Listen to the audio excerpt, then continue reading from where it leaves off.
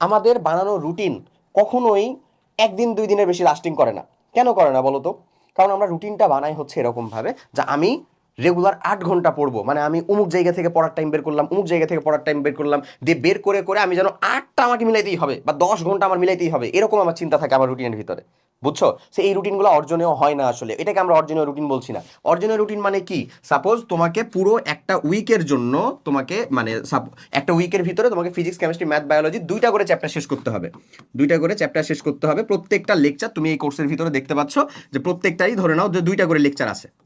তাহলে আলটিমেটলি এখানে 4টা সাবজেক্টের জন্য কয়টা হবে ভাই চিন্তা করো? 4টা সাবজেক্টের জন্য তোমার 8টা চ্যাপ্টার। 8টা চ্যাপ্টারের ভিতরে 2টা করে যদি প্রত্যেকটা চ্যাপ্টারের হয় তাহলে 16টা লেকচার। আলটিমেটলি 16টা লেকচার যদি তোমাকে 7 দিনের ভিতরে শেষ করতে হয় তাহলে অবভিয়াসলি পার ডে 2টার থেকে হচ্ছে বেশি করে লেকচার শেষ করতে হচ্ছে।